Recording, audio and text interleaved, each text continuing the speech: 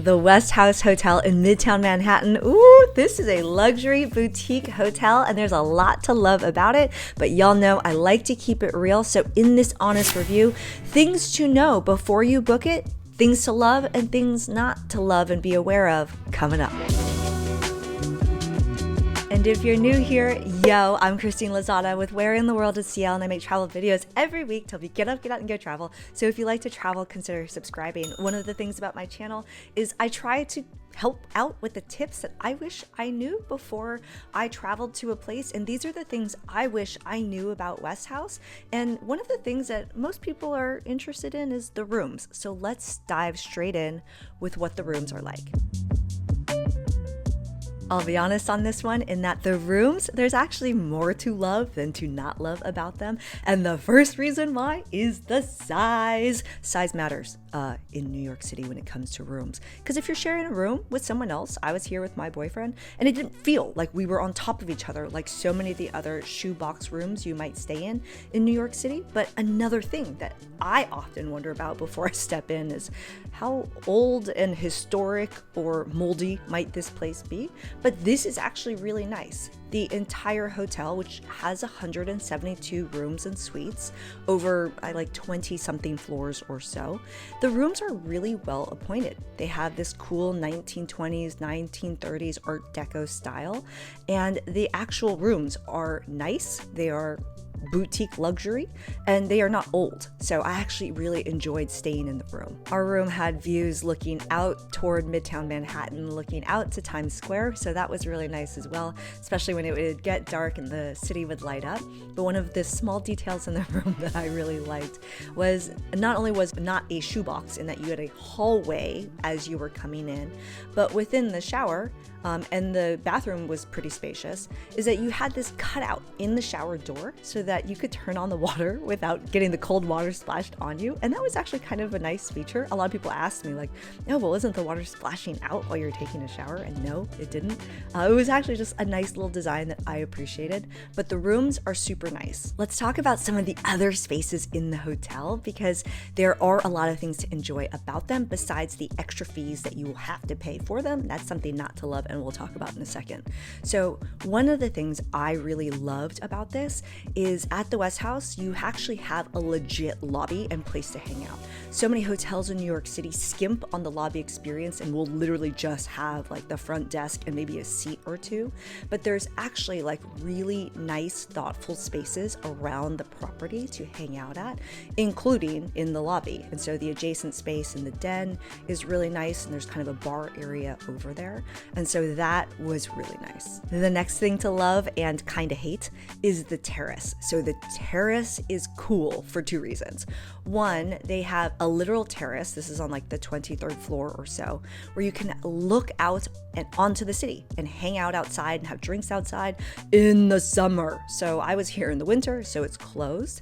But one of the things I did appreciate, because the service at this hotel is fantastic, is that they were willing to make exceptions to help me to get onto the terrace with like a security person hanging out with me if I really wanted to go out there.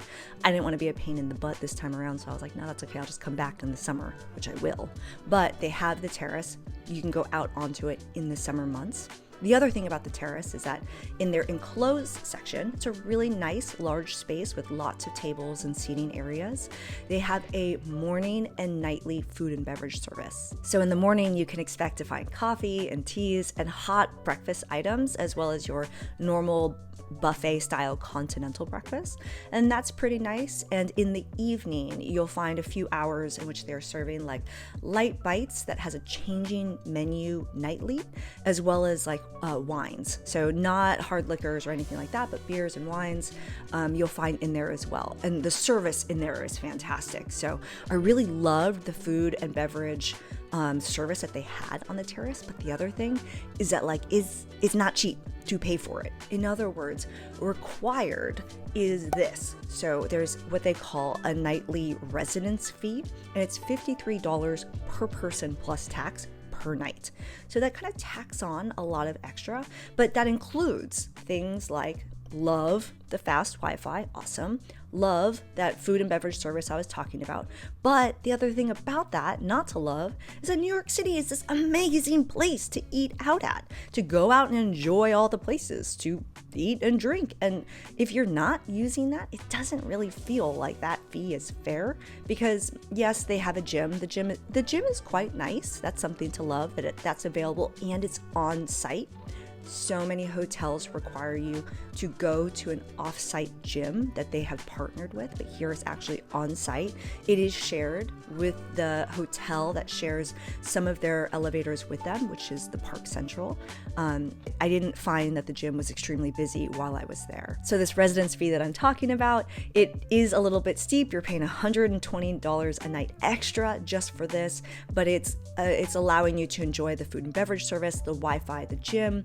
And also one other thing that they do offer, again, doesn't work in the winter months. It was not that cold. It was like 40 degrees while I was there, but you can get free bike rentals nearby, just around the block. They have a bike rental place that they've partnered with, so you can get a bike. So summer months, totally worth it. But in the winter months, or if you don't really care to eat on property, yeah. One thing to love or not to love is the location of this hotel. So anytime I plan a trip to come back to New York City, which is where I used to live, it's all about what am I trying to do on that trip, and therefore where do I need to stay? And so that can determine whether this location is a plus or a minus for you, because it is in Midtown Manhattan. And if you're like me and you want to spend more time going to jazz clubs, hanging out and partying in the Village, then it's kind of a trek to get down there. But there are a lot of things nearby in the Midtown area that are awesome. So for example, on this latest trip, I saw a ton of Broadway shows. It was Broadway week, which is buy one, get one free tickets, more ways to save money in the city in my other video, link in the description below. So I caught some Broadway shows, and walking into Times Square from here took about 9 minutes. So that was really awesome. Some other things that I really love nearby, Momofuku in their Columbus Circle location is right there. It's also a short walk away from Juilliard. I love watching the free student recitals for music over there. Also Lincoln Center if you want to go to the Met, catch the opera or more. And it's also next to one of my favorite champagne bars, which is Flute. So I was able to find some things that worked really well for me in this area, but the location for you will depend on what you're trying to do on your own trip.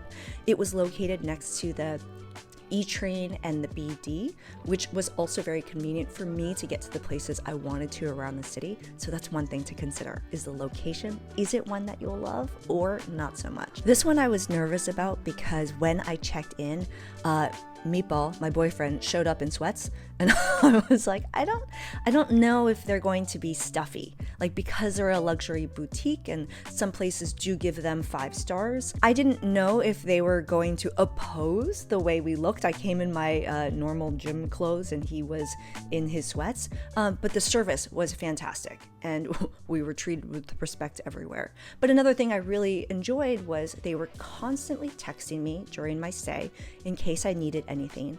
Anytime I asked for maid service to clean the room, they were very prompt to do it. This is very unlike when I stayed, actually just recently, at the world's first guitar hotel, the Hard Rock in Hollywood, Florida. They are not doing nightly hotel maid service. And the other thing I really appreciated about the service was how the guys at the nightly food and beverage service, all of them remembered me. So as they would see me walking into the Terrace, they would already be pouring my bubbly. Loved that. Ooh, and this one is actually really important because in the property that I had stayed at, info in the description below, I stayed at District Hotel for a whopping $90 a night. We'll talk about prices on this hotel in a minute. I had stayed there right beforehand, and one thing I was so nervous about, because at that hotel I was staying on the 30th floor, and at the WestHouse I was staying on like the 22nd floor, was the elevator situation. Because in New York City, if the elevator goes down, that is a lot of stairs that you're going to be trudging up and down, and you're already doing a lot of walking in the city. At WestHouse, there's a ton of elevator banks in the range of like 6 of them, maybe 5 or 6 of them.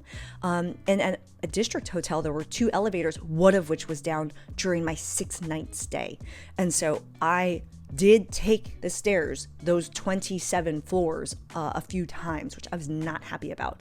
But at WestHouse, I was super happy about how fast the elevators were and that there were a ton of them. Something that's actually really important in New York City. Let's talk about prices, and then let's talk about whether or not it's worth it. So prices for this hotel obviously vary significantly, especially depending on what time of year you're going to New York City. And so I talk about this in my How to Not Break the Bank video, but coming in the winter months is literally a humongous saving versus coming in the busier summer or fall or spring months. And so you are taking a risk with the weather. But when I was there, I was getting 40-degree days, no snow, which was fantastic. But the rates around this time were around $300, 200 something per night, which were significantly more reasonable. Is that the price you're going to get all the time year round? Not necessarily, but you can check out the info below in the full blog post, as well as the latest rates in the link in the description below if you want to see what it might be over your dates. So is the WestHouse worth it? I would say it depends on a couple things. One, how much time are you actually spending in your hotel, and are you trying to enjoy the property?